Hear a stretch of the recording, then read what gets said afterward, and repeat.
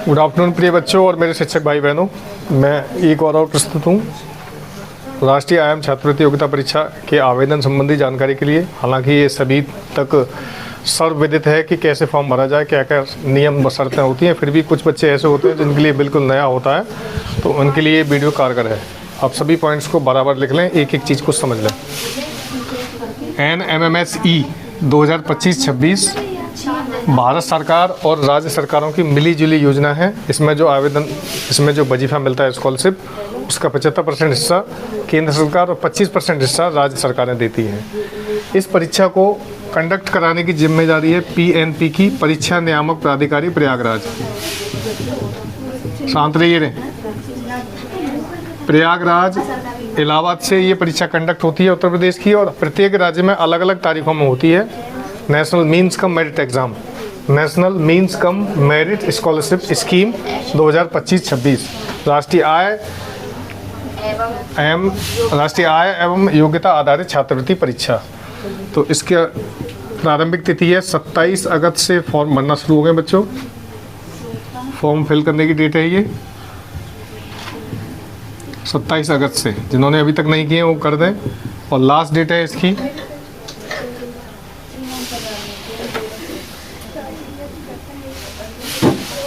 15 सितंबर। कक्षा 8वीं में पढ़ने वाले ऐसे बच्चे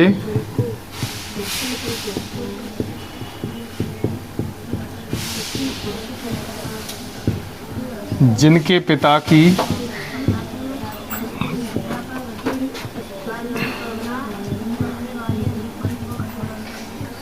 सालाना आय, इनमें माता पिता दोनों शामिल है, माता पिता की सालाना आय 3.5 लाख से कम हो, वो इस परीक्षा में आवेदन कर सकते हैं। और जिन्होंने कक्षा 7वीं में 55% अंकों के साथ पास की हो,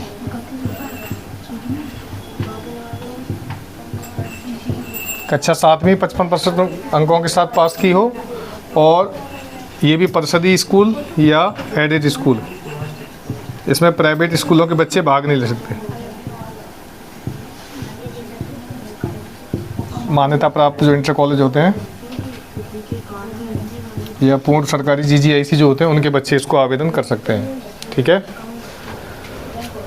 ये तो हमारे नियम व शर्तें होंगी कौन फॉर्म भर सकता है। सालाना आय 3.5 लाख से कम हो, 8वीं का छात्र हो, जो 8वीं में अध्ययनरत हो, जो पढ़ रहा हो 8वीं में, और कक्षा 7 उसने 55% अंकों के साथ पास की हो। रिजर्वेशन वाले SC और OBC वाले बच्चों को 5% की छूट दी गई है, यानी वो 50% पर भी आवेदन कर सकते हैं। जनरल कैटेगरी वाले बच्चों को 55% नंबरों के साथ आवेदन करना है। परीक्षा का स्वरूप देखें।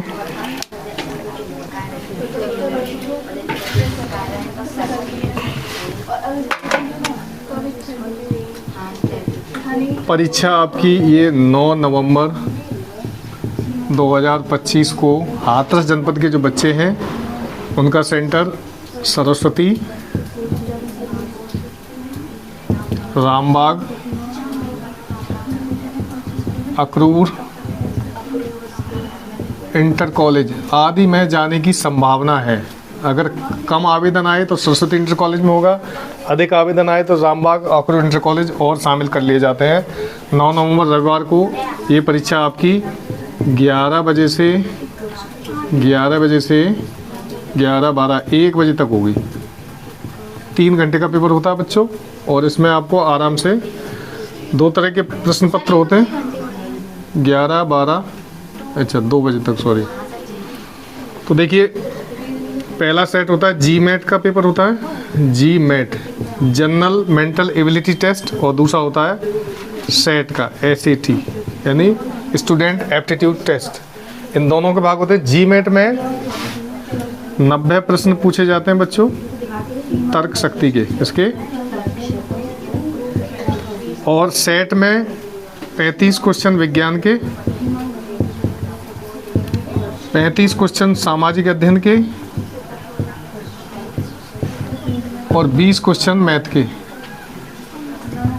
कुल मिला के ये आपका 180 नंबर का पेपर 180 मिनट में ही करना होता है, यानी 3 घंटों में। ठीक है, 1 मिनट के लिए एक क्वेश्चन मिलता है और इसमें नेगेटिव मार्किंग नहीं है बच्चों, नकारात्मक अंकन नहीं है।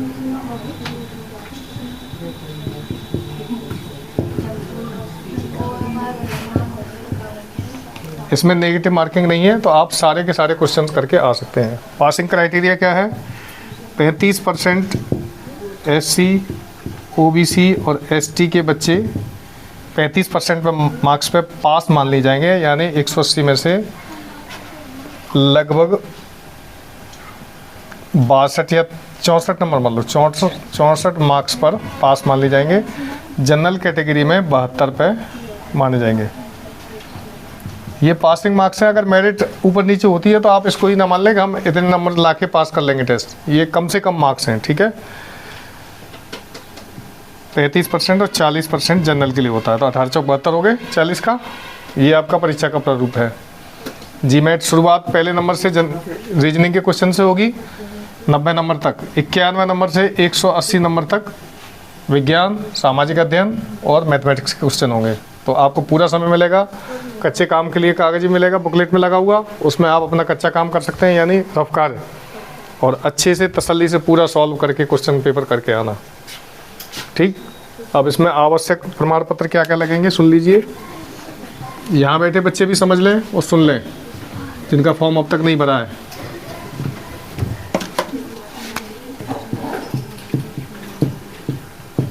आवश्यक दस्तावेज या डॉक्यूमेंट्स, आवश्यक डॉक्यूमेंट्स क्या लगेंगे? तो सबसे ज़रूरी होता है इसमें आय प्रमाण पत्र,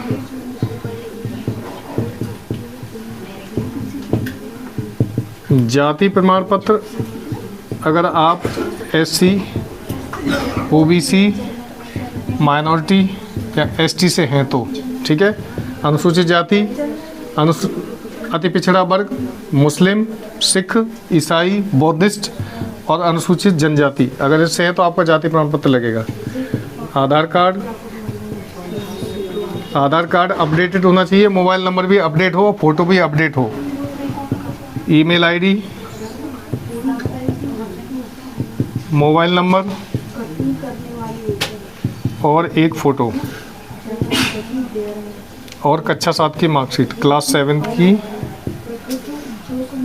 मार्कशीट स्कैन होके नहीं जाती, इसके नंबर बस लेके जाते हैं बोनाफाइड में। एक बोनाफाइड स्कूल से निकलेगा, बोनाफाइड जो फॉर्म होगा वो स्कूल वाले प्रमाणित करके देंगे।